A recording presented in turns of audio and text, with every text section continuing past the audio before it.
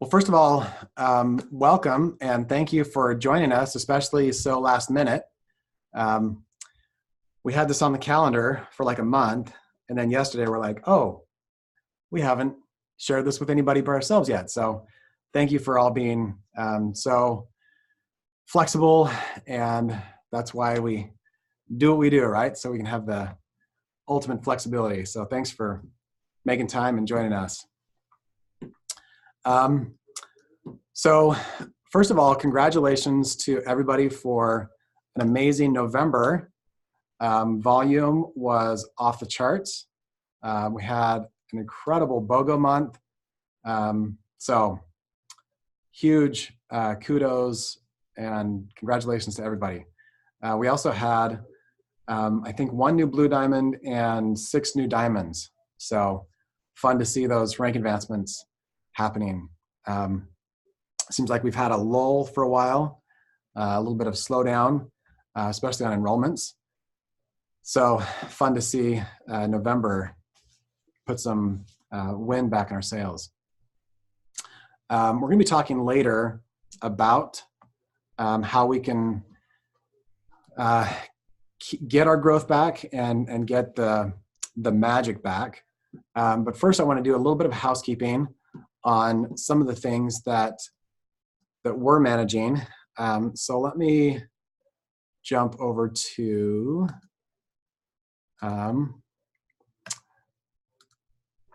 Keynote. Okay, can you guys see my screen? Yes, we can see it. Okay, great.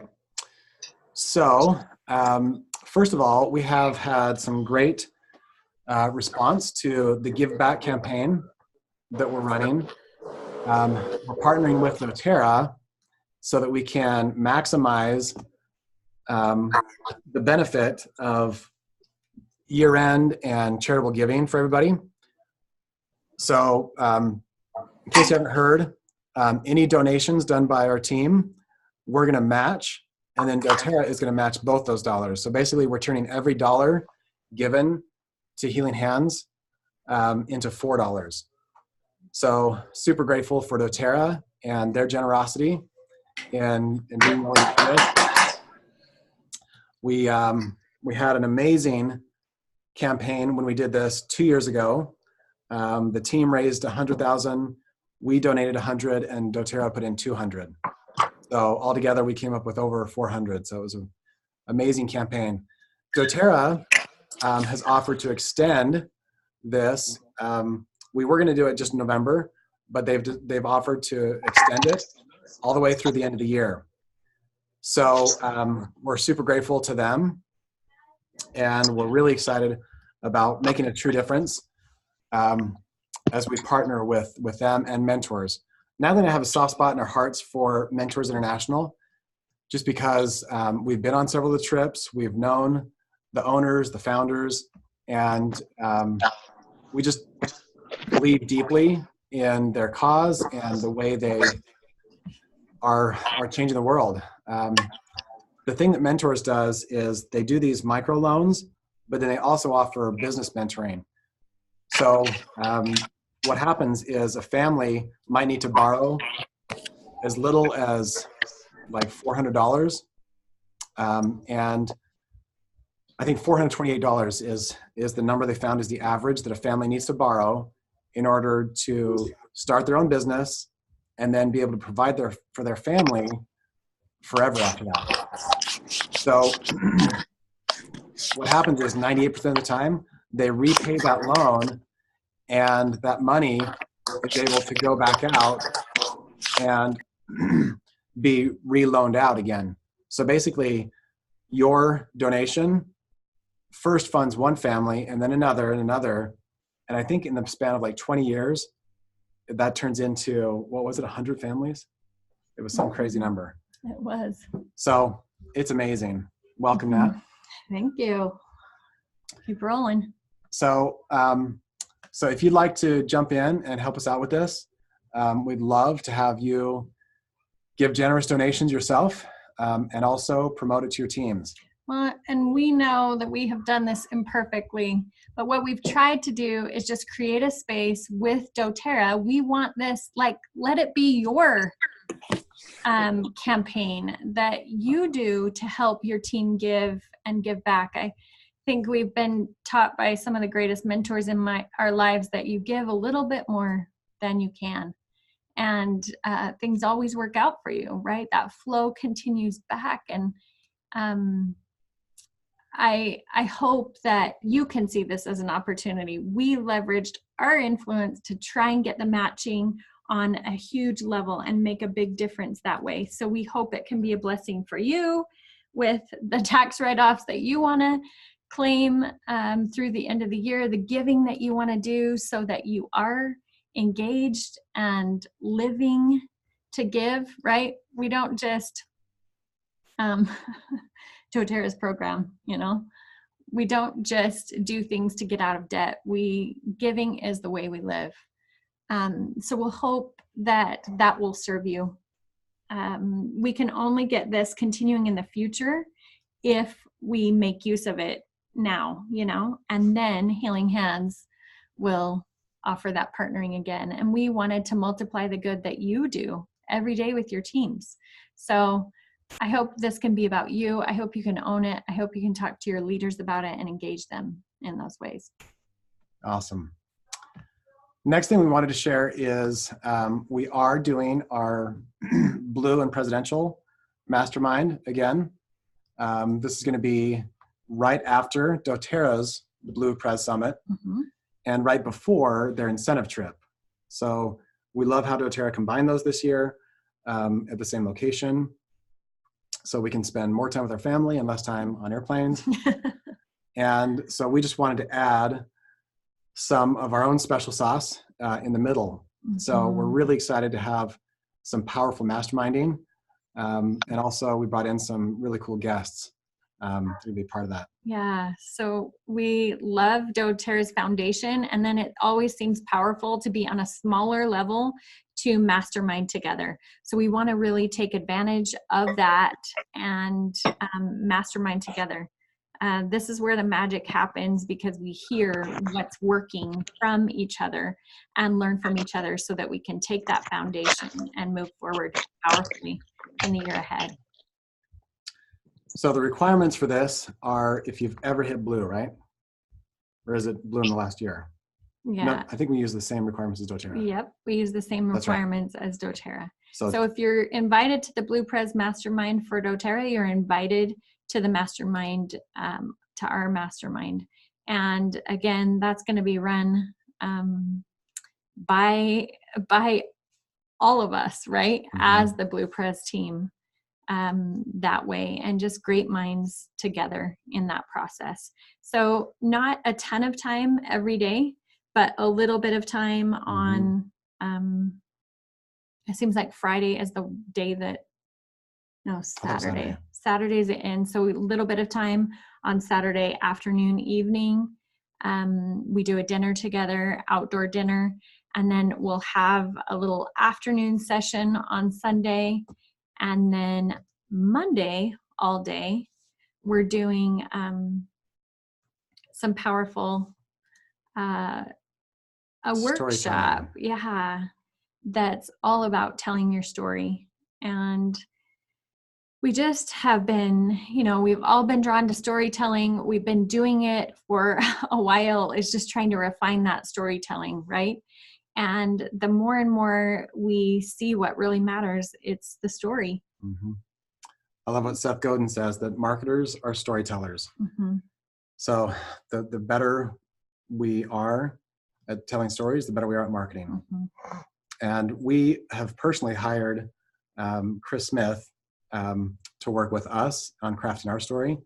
And it was so transformational that we're like, how can we get this to our teams? How can we offer all this goodness?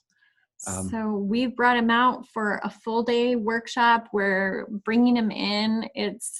We are investing in you and your stories. We want those to flow forward from you.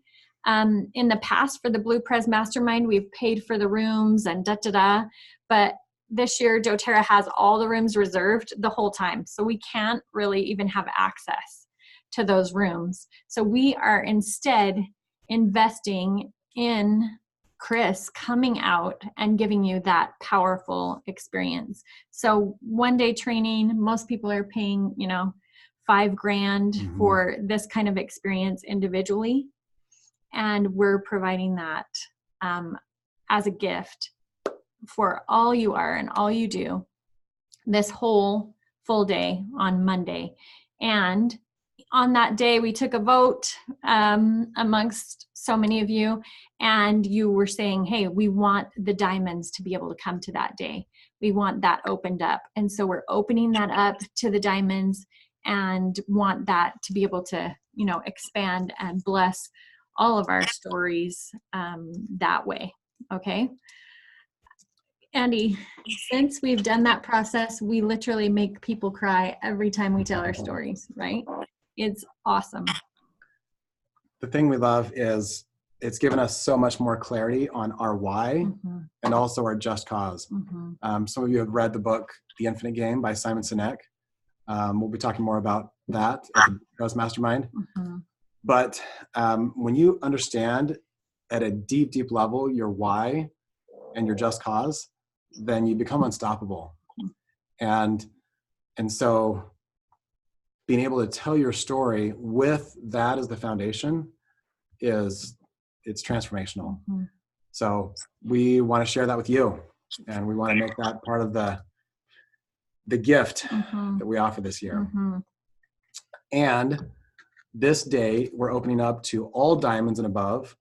So same doTERRA rules. If you hit diamond twice last year, then you're invited to come to this. All diamonds are invited to this. So this is the day before doTERRA's incentive trip, and it's included with the Blue Pres Mastermind, but it's also open to diamonds.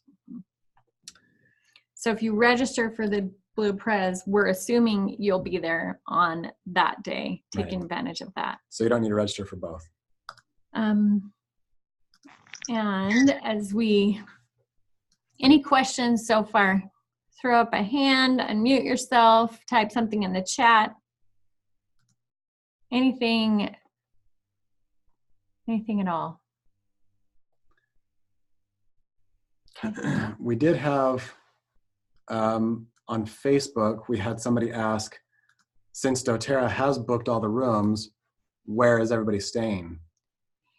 So if you will just work through doTERRA or Morris, you know, that's handling the incentive trip and the Blue Pres Summit, they have those rooms available. So you can have access to those rooms that way. We just don't have it available that way, right? So one last announcement. Do you have a courageous leadership piece? Oh, yeah. Before we hop into just some content that we were filling it on and wanted to share with you today. So we are having powerful breakthrough. We were just down in Mexico at the Mexico convention, such incredible people. And Andy did just like a mini courageous leadership in 3 hours there, and it was life-changing. So some of those,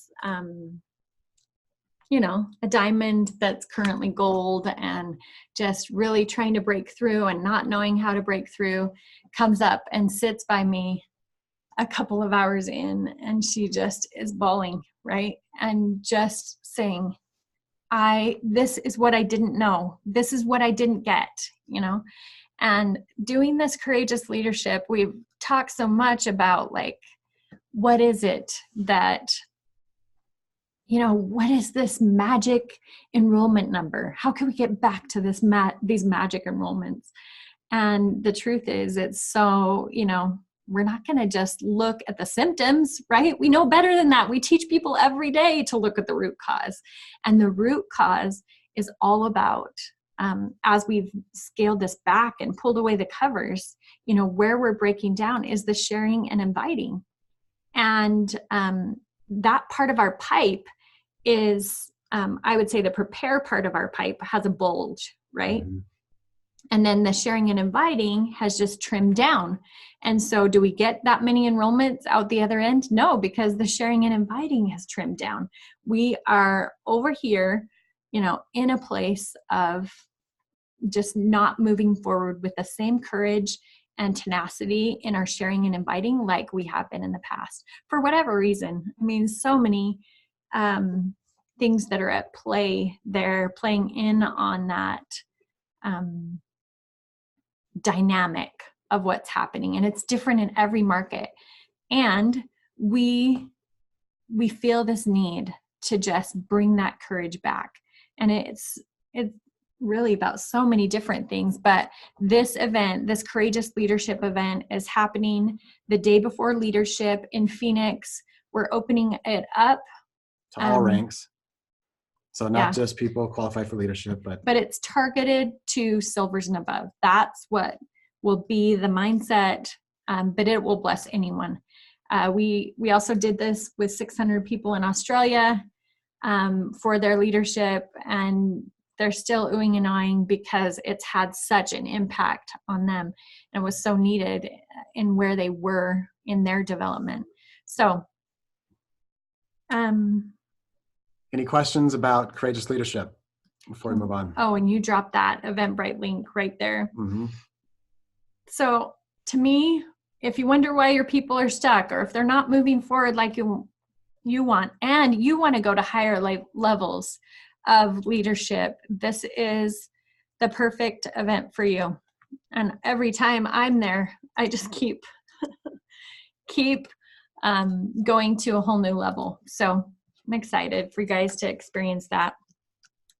We are better content providers than we are marketers, but we are trying to do better. So I know that there's lots of stuff going on in January. We have, the Elise event going on in Salt Lake City. We have Hawaii happening. I encourage you to look, go back to the basics, do the sharing and enrolling, but let's get to the core of what's really stopping that from happening, and not just do another little shiny penny show of like, oh, it's got to be this way, or we're going to pay people to do that. It's not about that. So let's go deeper. I think that's always the temptation, is to go for quick results, and and not looking at, like you said, the core issues. So promotions are great. They don't change the long-term trajectory.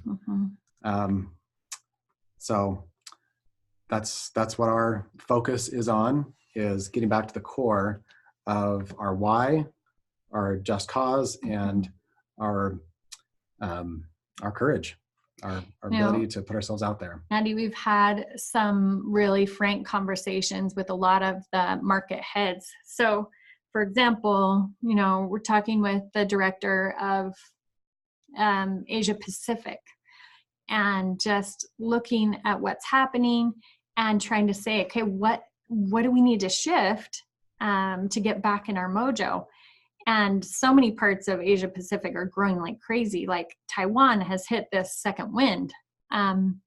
But like places like Australia are not, they're at a fourth of where they were enrollment wise. So we just looked at a lot of the variables that were happening there and where things are at, and just want to come back. As we spoke with him for a while, we went back to that courage to share and invite and get outside of ourselves and beyond ourselves so that we're in that space. But we also went back to remembering the diffusion of innovation.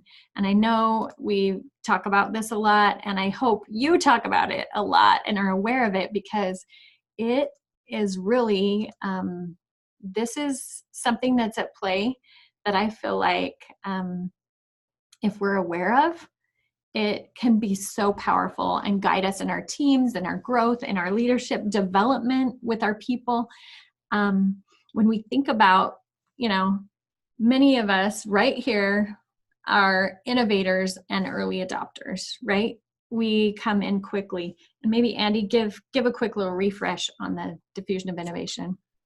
Yeah, so the main idea is that every product, every service goes through a process, stages in its adoption, right? Anything that becomes mainstream goes through this process. And the innovators, the first 2.5%, are those who are, they're the crazies. They're the ones who are willing to buy the iPhone the day it comes out. They're camping at the Apple store to buy an iPhone that nobody owns, right? They don't need to have reviews on Consumer Reports. They don't need to have all of their friends own an iPhone. They just think, you know what? I like Steve Jobs. I believe in his vision, and I'm okay figuring stuff out on my own. So they go out and they buy the iPhone. So most of you were crazy enough to buy in to using essential oils for your health. Before it was cool, before it was popular, before all your friends were doing it. And so first of all, we honor you for that. And the next phase is the early adopters. So these are people who maybe it's iPhone 3 and they're maybe only 10 of their friends have the iPhone. So they're going out and they're trying it out. Early adopters need a little more track record. By the time you get to the early majority, people need a lot of social proof. They need all the Consumer Reports reviews. Late majority, these are people who, maybe it's just easier to get an iPhone and have iMessage than it is to not have it. So late majority, it's like they kind of get nudged into it, and laggards are the people who, they don't use, the only reason they don't use VHS anymore is because their VCR player broke and you can't replace it. So that's laggards, right? So this model has proven true. It was suggested by Clayton Christensen, and we've seen it play out in every market for every major offering that's hit a huge penetration. And it's hard to tell exactly where we are in the U.S. market, but we feel like one of the reasons that that we are in the space that we are right now is learning how to meet the early majority where they're at. Because what are we?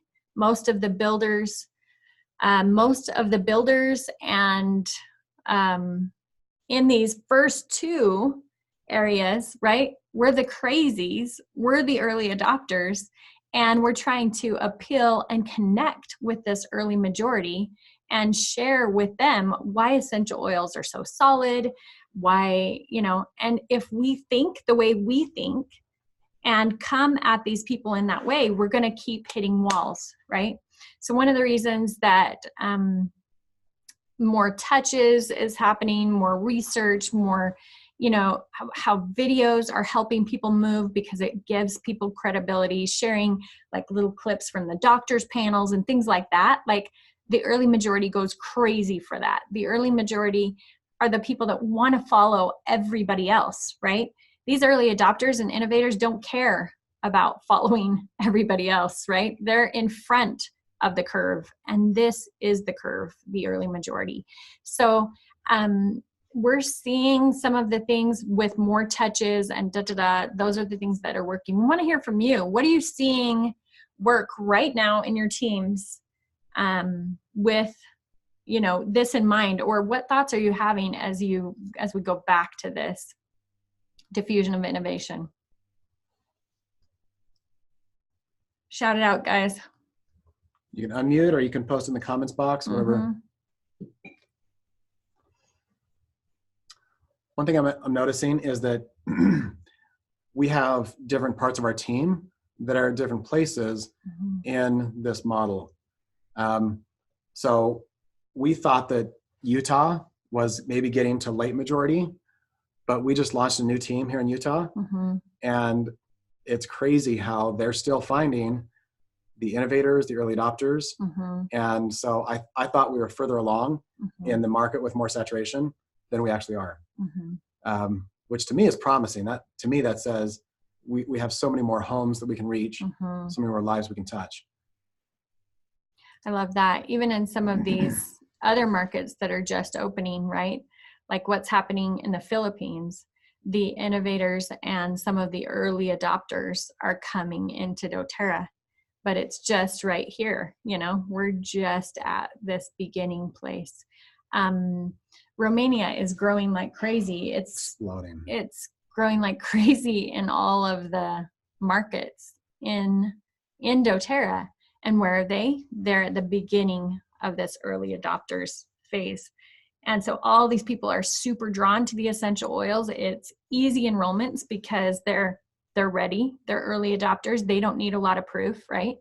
And once we get to this early majority, we just get to approach it differently. So I want you to just start thinking about that and remembering that more. When we expect early adopter results and we're in an early majority or connected with an early majority person or in this early majority phase, we're going to be just disappointed, right?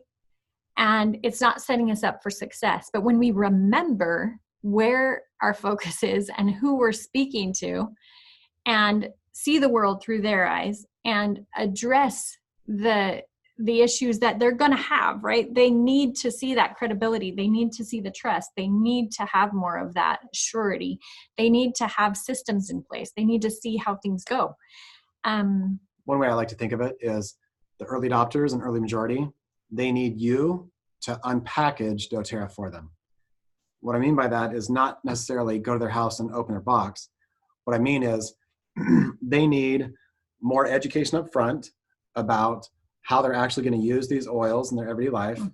And once they get the products, they need more systems in place to actually implement. They're not going to be the type of innovators who just start throwing oils all over and figure it out. They need more of, maybe they might need a 30-day cleanse plan, with a sheet for them to fill out. They might need a tracking app like Bottle to Body that helps you actually put it into practice, right? What we're finding is a lot of the most successful people right now, they're spending more energy unpackaging doTERRA for people. The same thing applies to the business. They're not the types who are just going to go out and start falling flat on their face to figure it out on their own. Give me a build guide and I'll just go talk to all the people I want to work with. It's the early majority needs more formal training, formal approach to execution. And a little bit more hand-holding, I would say. Like they don't have self-assurance, most of these people, you know what I mean? They are operating when they see others join, then they do things, So addressing just that thinking and the way they operate in life in general. One thing I've noticed in the past 2 or 3 years, we've enrolled more top network marketers from other companies than ever before. And why do you think that is? I think they're part of this early majority. I think they needed to see doTERRA with a proven track record before they came over. They needed to see 10 years of what's your retention rate and hard statistics before they said, okay, now I'm open.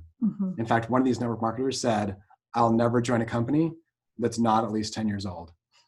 See, most of us are the innovators who are like, oh my gosh, it's a brand new company. It's the field is white. Like it's going to be amazing. And so we jump in.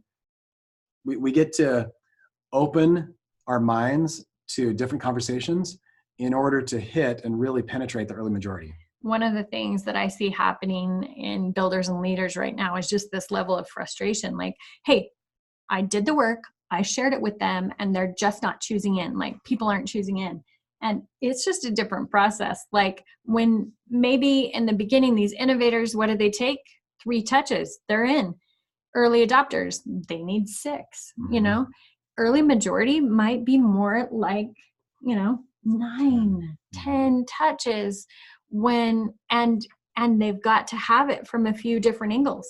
So in your communications with those prospects and even training your people, make sure you're addressing that so that they're getting their bases covered. They've seen it from a research standpoint. They've seen other testimonials from it.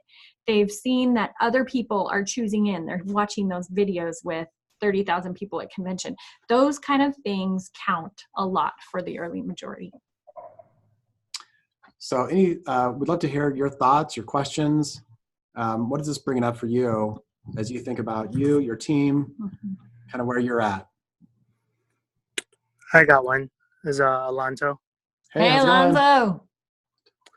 Yeah, so I love like what you guys are doing, and it's really inspiring with like the whole telling your story, your just cause, and even like the bridging the gap from like early adopters to early majority. And one of the things that we're really investing heavily on is also like bridging that gap and identifying what is the hindrance or the blockage that most people are dealing with, to go from like the early adopters to the early majority. And the thing that we've noticed and observed is the aspect of network marketing, and how, like, if you talk to anyone, like, hands down, the oils, there's no question to its validity, its utilization, like the things that it's produced. But looking at like the stage of where we're at when it comes to like early majority is in line with developing market partnerships, right? So market partnerships is all about like talking to like influencers that are already like doing something in their own own markets, and see how we could like combine together. But the hindrance always comes is, why is it like a network marketing company? Like the whole aspect of the attachment to like network marketing is a huge ordeal that we have to always answer and always have to like overcome, specifically and especially within the early majority market. And I don't know if that's apparent to you guys and apparent to like anyone else in the call, but that's definitely what we're seeing, and needing something to bridge that gap, or to pivot, do something that overcomes that objection.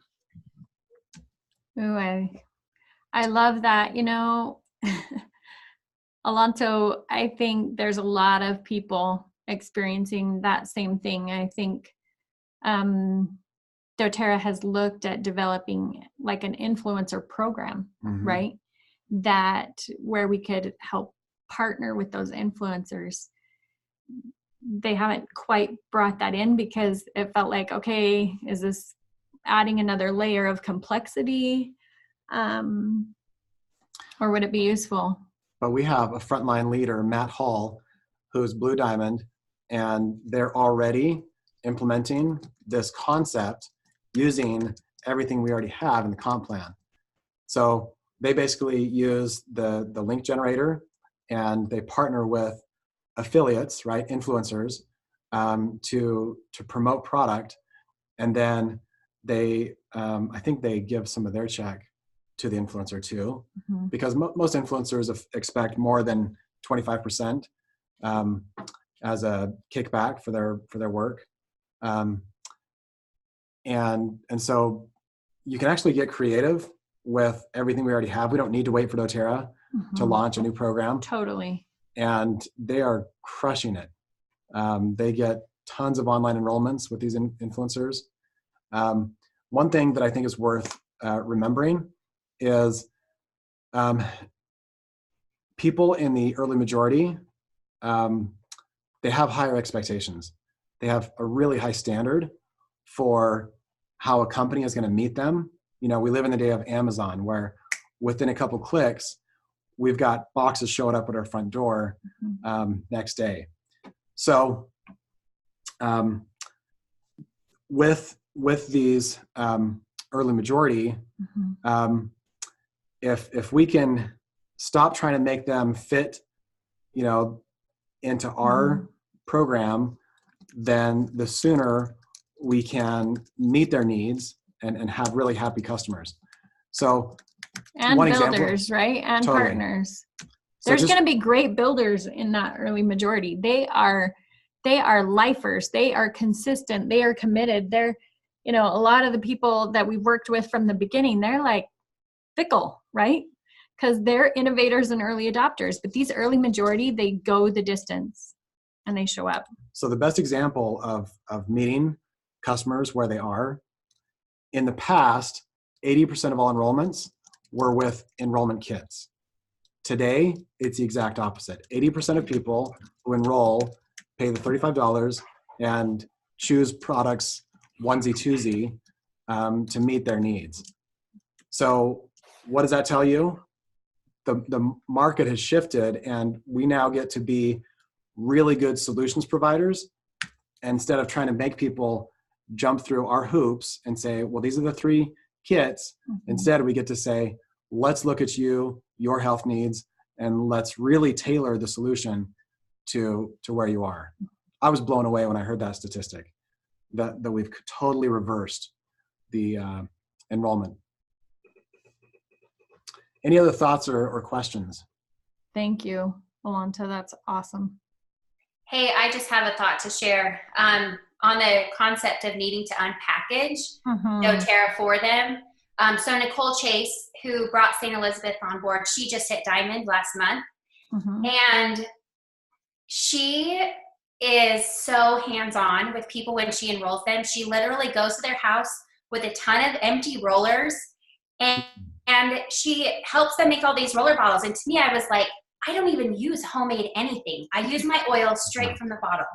And so when she first told me this, I was like, that's crazy. Like, why would you do that? The oils are fine, straight from the bottle. Why would you repackage them in that way?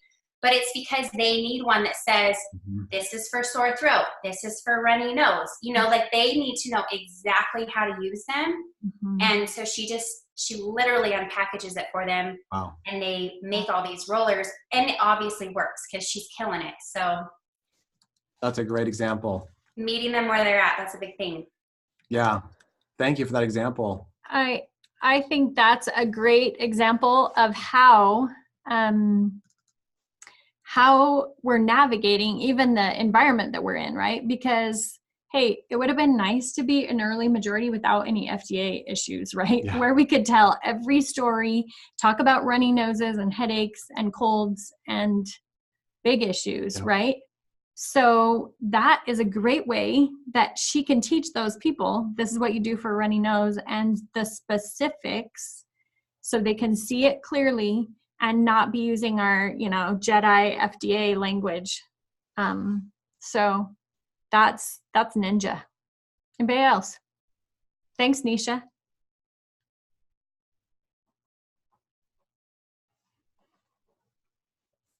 Okay, maybe that's just food for thought right now. You let it sit, share with your people, see what you guys are noticing now. And let's keep the dialogue going on the Facebook page. I think we're going to be talking a lot about this at the Blue Prez Mastermind, at leadership, at the market has definitely turned a corner. And so we get to be responsive and be able to pivot or die. I love that word that you used, Alonto, because it literally is a pivot. Yeah. And we've been a part of doTERRA long enough to see a few of those pivots, right? And so right now, like, we're super excited because we're like, oh, guess what comes after the pivot? And when we figure out the pivot, incredible growth. Yeah. And we just get to figure out the pivot. And it's a little different every time. But that's what's exciting about it, right? So it keeps us innovators and early adopters in the game. So one of the ways that we love to keep the dialogue going is to actually bring our front line all together and have a little mastermind. It's something we do once a year, and it's just a one-day get together. We usually just book a room, either at doTERRA or at a hotel, or could even be at your home. But the key is to really close all the doors, put away our devices, all of our distractions, and just have some focused strategy masterminding. And you know what? I feel like this has not been taught. I feel like we didn't really teach people this, and we didn't put this model of this event or this gathering in. It didn't get in the system. But we have seen this as crucial if you are to literally partner. We were talking to some of our Blue Diamonds down in Australia that they have gone back to all of their qualifiers, all of their main leaders, and just said, hey, can we start again? And we're doing a qualifier gathering or a frontline gathering. Whoever, you feel like is running and ready to strategize. And I think it's healthy to allow a space, right? So, we have some people that haven't grown a lot in the last 6 months. Well, it's okay. They're still coming. We're going to learn a lot together. We're going to mastermind together, but coming together as partners and remembering that partnership has been really key. So what our, Laura Jacobs was incredible at doing this from the beginning. And I think what she did was put together this day where she had a massage therapist come over. She had a foot zoner come over. They had meals prepared for them, and they'd spend, a day or a day and a half strategizing and planning for the year ahead.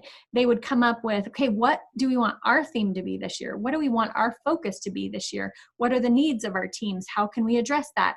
Where do we want to collaborate, and where do we want to do our own thing?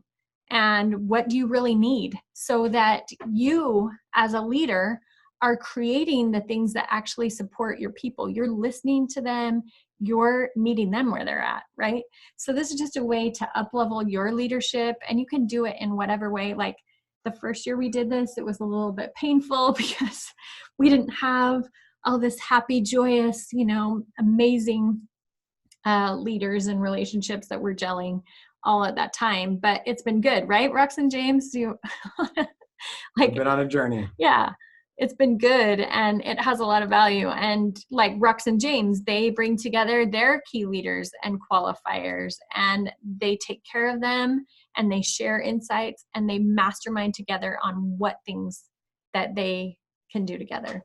One great way to use that time, if you haven't done this yet, is to have everybody take the StrengthsFinder test, and then come together and look at your results and look at the ways that that you can complement each other's strengths. I know the Jacobs have done this. In fact, Jerry even went the distance and got some extra training on strengths. Sometimes people have brought in a strengths coach, but that's not necessary. It's just a powerful way to really go deep on, hey, how do we work as a team? With a strengths coach, they'll give you the printout that shows your whole team and where all your strengths are. So we realized things we never knew as we looked at those dynamics. And then we realized how we could partner better together. And I feel like it dropped a lot of that, porcupine stuff that comes up as we work together over years and decades, right? Yeah. So another excuse for a party. That's right. James. So powerful way to set the tone and be on top of things. You could even do it as part of a Christmas party, and you're giving back in that way. That's kind of where we don't give an extra, big Christmas present or anything like that. It's like, hey, we hired those massage therapists. They're doing their shoulders. We are giving them a foot zone that day. We're doing self-care, and we're spending time and energy to plan the year ahead. Jessica Moultrie, just the other day, she's like, hey, can you send me the 2020 calendar? Do you have one yet? Because she was doing this with her leaders and going forward in that way. So we'll post that calendar in the group later today, so you can do your planning with your leaders. That's a great way to just see the big plan. And we'll also post the annual strategic calendar with the updates from doTERRA. So that's on, the Empowered Success downloads, but I love using that. And now with doTERRA being more clear about where they're marketing, and we're inviting them, hey, stick with those zones on your specials and everything. And they're doing amazing. So we, do it through Zoom, Caroline. It doesn't matter how you do it, just that you do it. And so, If everyone's got a leadership, you could add a day to leadership to come together and say, okay, everything we've learned here at leadership, how are we going to put into action? If everyone's going on the incentive trip, Yep. You create a few hours, create that window, be very clear on what you want to accomplish, but you could do it, say, hey, I'll pay for your babysitter for that day. And you do it on Zoom, and you have a couple's undivided attention. And maybe you send a package from Amazon so they have snacks for during it, or whatever, like you can make that magical. So it's just about creating a space wherever you can meet each other. Any other questions on that? Okay, now for the good stuff. Awesome. I also invited a special guest today. This is someone I've known a really long time. This is my dad. And he's actually a marriage and parenting expert. I can honestly say I've learned more about parenting from him than anybody else. Super grateful for his commitment to finding truth and then sharing that with as many people as possible. So one of the things that we found in our business is that everything is about relationships. Yeah. So we thought that we weren't very qualified to do this business. We had a background. Andy's been hanging out with his dad forever. I had a background in marriage and family development, and here we were, just prepped, right? Because we understood relationships. So we invite you to listen in to Wally. This is a great time to focus in on your family relationships over the holidays, right? Know when to put your energy in to doTERRA and what key things to do. Do those things and show up strong. And remember what comes first. Your family is always first. Take care of those relationships and everything else will work out. So we wanted Wally to come speak to that. And we know it'll bless your families, which is super important. And then it'll spill over into those relationships on your team. So take it away, Dad.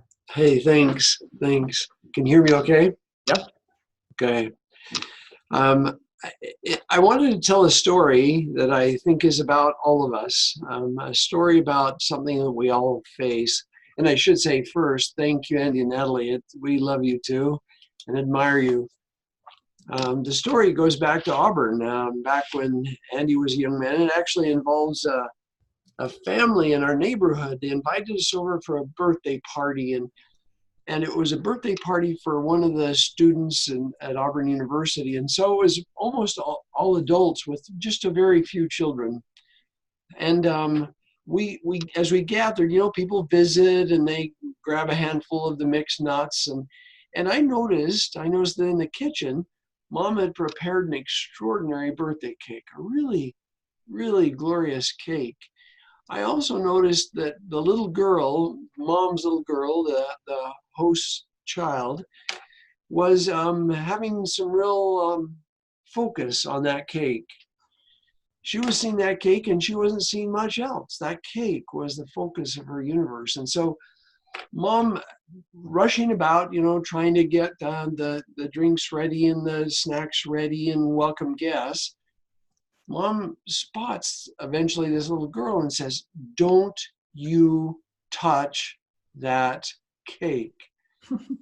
Now, I thought I discerned that little girl had been planning a corner of the cake that had an extraordinary amount of frosting, and she was developing a plan. Well, Mom of course, almost immediately becomes distracted. She gets busy with welcoming guests and other tasks. And the little girl gets closer and closer to the cake. Mom yells a warning over her shoulder. And when mom disappears in the other room, you know what happens. This isn't a surprise. It's happened at your house. And the nature of the treat, the color of the frosting might be different, but it's happened at every house. And then when mom returns to the kitchen, she sees the injury to the cake and she goes, Emma, I told you to leave that cake alone. And she's really angry. Okay, so my question for all of you who have ever had children is, what might mom have done differently? What might mom have done differently to prevent the unpleasantness that came?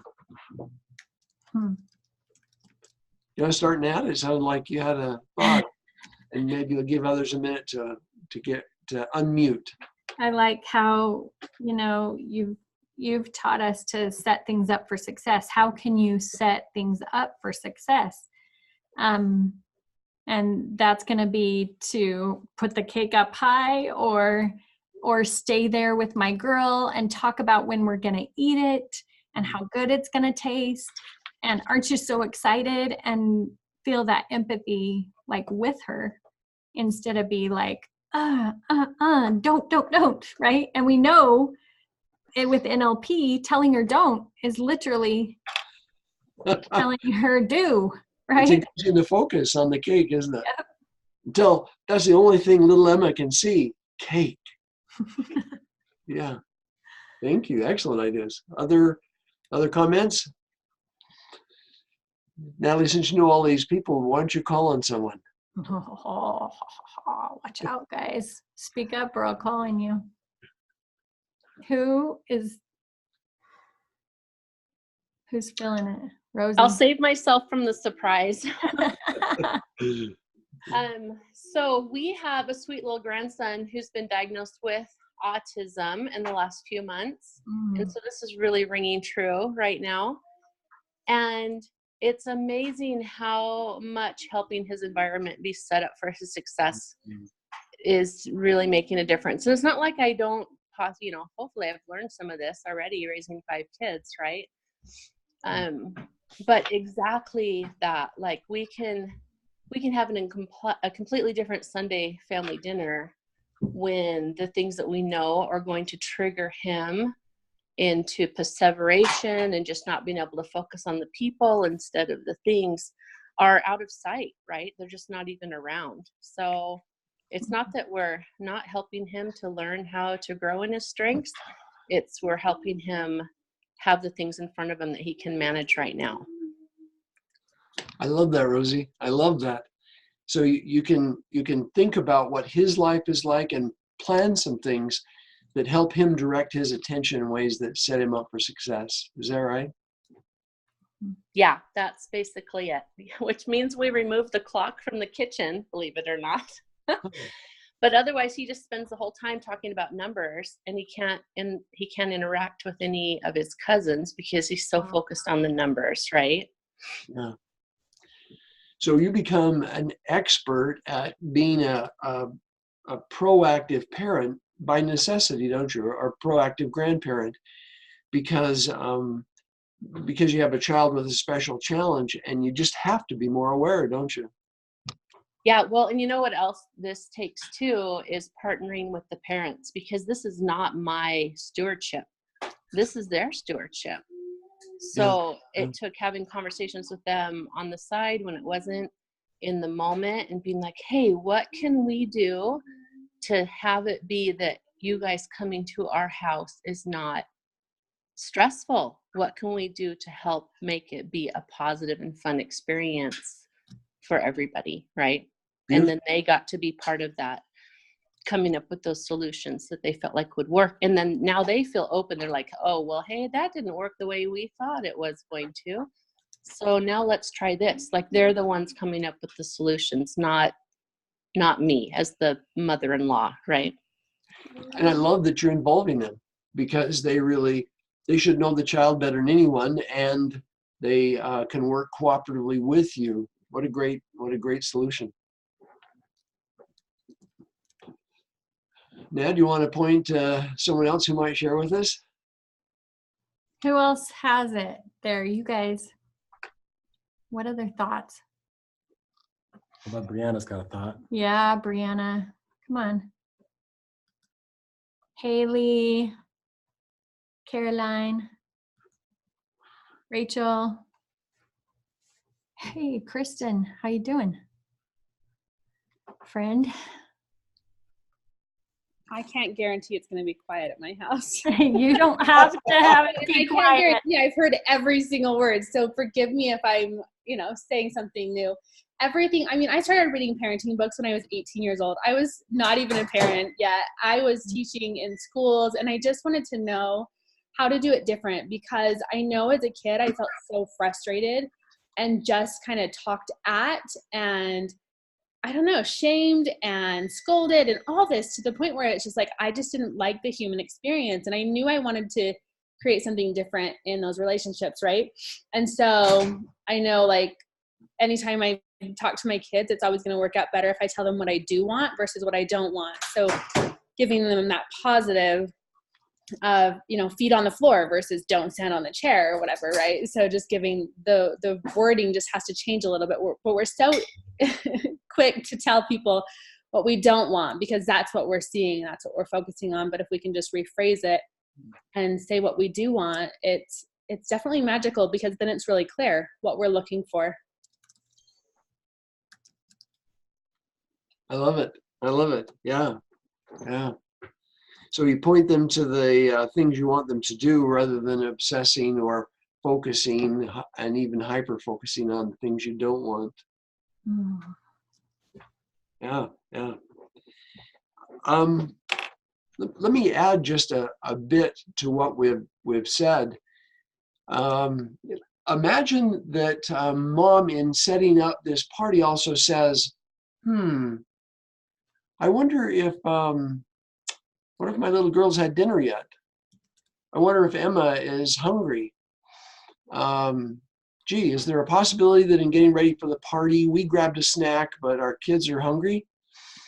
Another possibility is, what if we got Emma, what if we got her actually helping, like setting out napkins or plates, and meanwhile, put the cake in a less conspicuous place? I mention those because there is a field, a guy named George Holden, has done some work comparing proactive with reactive parenting. Proactive versus reactive. Proactive is where we think about the situation ahead in terms of the child's experience. We think about, where are they right now? What are they struggling with? And then we set them up for success, as opposed to reactive. We wait until they act like a human, and then we get mad about it. Isn't that the natural way to be a parent? Is we just kind of wait till bad things happen, and then we're frustrated and angry. Any comments or questions about that? Any thoughts? I just love it. I'm trying to capture it. Yeah. Kristen says ambulance at the bottom of the hill versus building a fence at the top. Yeah. We're all here because we know the power of the fence at the top of the hill, and yet do we forget that in our parenting, and are we ambulancing it all day? That takes a bunch of energy to bring in an ambulance every time, when if we just took the time, right? If we can shift things to that proactive parenting to build that fence, then those patterns, like, we go back to okay, I'm going proactive here. What's the situation ahead in terms of the child's experience, and how can I set them up for success? That's just like, then those synapses are getting worked on, and it becomes more an automatic. When you talk about proactive, I think a key element of that is the perspective taking. It's about getting into the child's world and saying, hey, like let's talk about a shared experience here, Andy and Natalie. Think about Abby Grace when she's in the middle of an art project. And you say, Abby, would you take care of such and such? What is the probability that that's going to happen at that one invitation? 0. Exactly. Oh, precisely 0, huh? Yep. And so to redirect Abby, it requires probably going up to her and saying, oh, look what you've drawn. I love what you've drawn. That's beautiful. And you take just a minute with her and then say, Abby, you know what's calling your name? And she'll perk up and you say, there's a toy over there that was wishing it could be put away. And with just a gentle redirection, it might happen. Mm-hmm. Now, in saying this, I do want to make a confession and disclaimer, which is I'm not especially good at proactive parenting, but I'm married to a genius.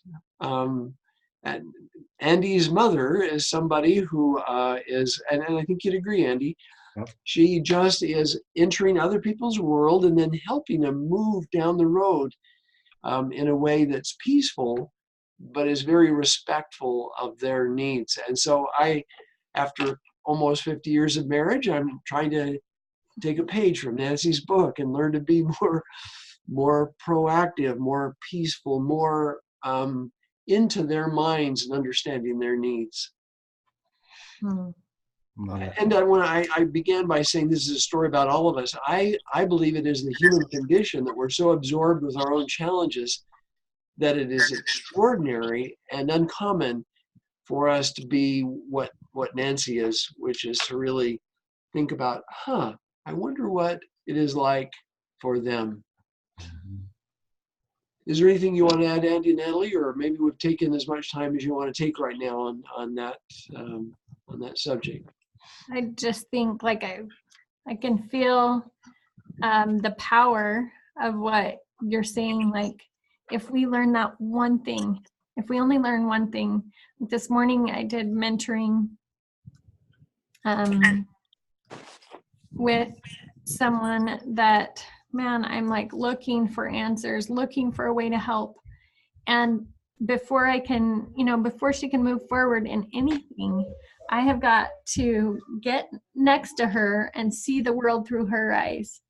And that to me, like that perspective taking is so powerful to me. And I think it works everywhere. It works in marriage, It's true. like, yesterday we were having a stressful moment and I'm like, I need you to feel this with me for a minute, and Andy was able to go there, but I kind of needed to say, I need this, and our children Don't you say that? Yeah, our children can't say that a lot, right? And so we get to remember that, and whether it's with a child or with a builder, whoever, that perspective taking, I feel like is so priceless, so precious. In fact, that's beautifully said, because they don't know how to say that. Instead, we react and they just feel hurt. They sometimes retreat and they sometimes get angry or rebellious. And that's the human condition. I'm not describing bad parents. I'm describing all of us. I'm describing the challenge that we all face. Yeah. And as a side note, sometime it might be interesting to have a conversation about these principles related to marriage, because it's slightly different. The power is a little different in a parent-child versus peer-to-peer, your partner. And that might be interesting to explore that sometime if your group's interested. Papa, as we close, do you have an idea on the question that came in about better wording to proactively parent at bedtime? Because I just can't come up with the new words. I'm so stuck in the habit of shaming kids if they take too long to do bedtime. Let me try to steal some lines from Nancy, my favorite human. Okay. She might say things like, what things do you need to do before you go to bed?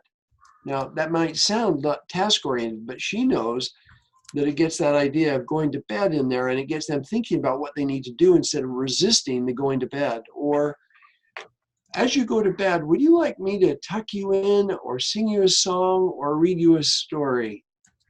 And they might say, well, I don't want to go to bed. I say, yeah, I know. You love to stay up. You love to have little more time. But as you're now getting ready for bed, you think you'd rather have a story or a song. And you say that about up to 47 times, and it changes the thinking. It's not about my will versus your will. It's about I'm working with your will to help you decide what the transition step is. Is the transition, you want this story? Do you want me to just lay with you for a while and rub your back? Do you want me to hold you close? Do you want me to rub your feet or scratch your scalp? How can I be with you in this transition? Now notice how proactive that is. I mean, it's different from our usual bark and command, sort of get in bed and do it now. And sometimes the kids are saying, it's lonely for me, it's hard for me, I don't know quite how to get there on my own. And the other approach, the proactive, as opposed to the reactive, says, let me help you make the transition. What do you think? Does that, would you add something to that?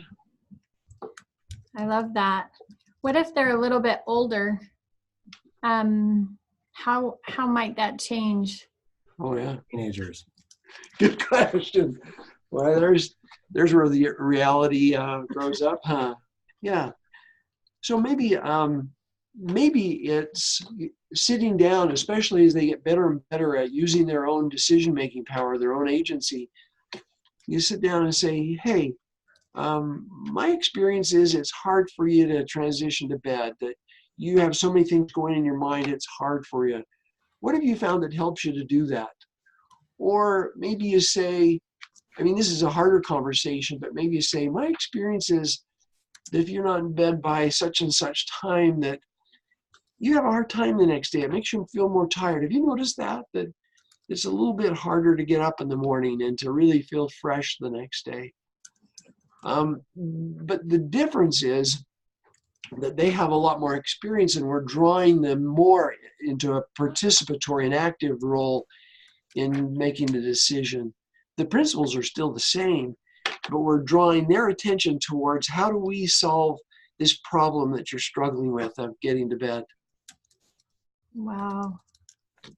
I love that. Drawing them into an active role in their decision making, but you're just asking those questions to help them see the results of their decisions, so Yep. they can. Now there's a meta message too that I think you probably discerned. The meta message when you, for instance, sit at the counter side by side and you put an arm around them, you say, we're in this together. I'm wanting to support and help you. And what we tend to do is get frustrated. We're thinking about all the things we need to do. We're hearing the call of duty, or maybe it's a TV show, whatever it is, we're feeling drawn, and we don't want to be inconvenienced by this human who's having a hard time. And I'd have to say, parenting is supremely inconvenient. It's designed to be inconvenient. It's designed to draw us out of our story and into theirs. So that's where maybe you say, hey, let's even maybe take a few minutes right now, and maybe we have a warm drink together and we just relax a minute, and you talk to me about how you're going to manage the things you're worrying about. You talk to me about how you're going to manage those things. So we really honor their leadership in their lives, while at the same time being a gentle influencer. Wow. Are you saying that parenting is inconvenient? I love Yeah, it. yeah. If it's not inconvenient, we're not spending enough time with our kids. I don't know any way for it to be otherwise. I don't know a way to make parenting efficient. I think there's no mindset, no chart, no anything that takes away the need for that mentoring, that personal touch. I think you know that in your experience with the people you serve in with doTERRA, that you have to help people get over whatever the hill is that they're facing and is discouraging them. That's what stood out to me as you were talking, is that if parenting is inconvenient, then, helping builders is inconvenient, and helping customers is inconvenient, and we shouldn't You know, like what would Byron Katie say? She'd say, I look forward to being inconvenienced again and again and again, you know, instead of thinking, oh, this should be rolling along without any bumps at all. And that's a case where expectations are enemy. We expect things to run a certain way. We expect children to have a certain level of maturity, and the expectation sets us up for frustration. Instead, if we kind of join them where they are and say,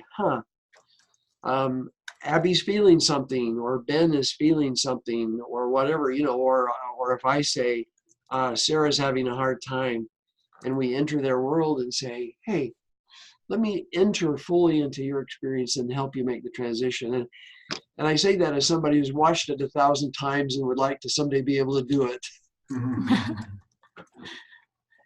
Thank you so much. Love it. That's super valuable. Don't you just love Wally, guys? He brings so much insight and wisdom into these conversations, and I hope you can feel it. Anyway, we've got this recording, so you can go back if you need a little reminder. But we hope that we want to give you the gift of happy holidays, and these awarenesses will just help that, you know, there's nothing else. You can have the greatest check in the world. You can have the best team in the world. But if that family unit, every time we can up-level our lives and our family, it's just so powerful to turn up the quality of our life, right? I love how our starting conversation about the law of diffusion innovation was really the same conversation about how can we see the world through their eyes? How can I get into their mindset, their psychographic, and really be proactive instead of saying, hey, why are my enrollments going away? Let's get into their mind, into their world, see the world for how they see it, and then be proactive. So it feels like it's been one congruent conversation. Thank you so much, Dad, for your share and for taking the time to lead us through this conversation. Great to be with you. Thank you for the invitation. Love you all. Rosie's saying, hey, we want you back on marriage and how to smooth out the up-leveling process. So we'll look at that for the future. Love what you're saying, Rox, about more family time over the holidays can be awesomely inconvenient. So we should be prepped well for that. We love you all. We're so grateful for who you are and the influence for good that you are just being in the world. Thank you for all that you do and the good that you do, but your being is so, so powerful, and we're so grateful for it. We're grateful to be with you on this journey. Thank you so much. Merry, Merry Christmas.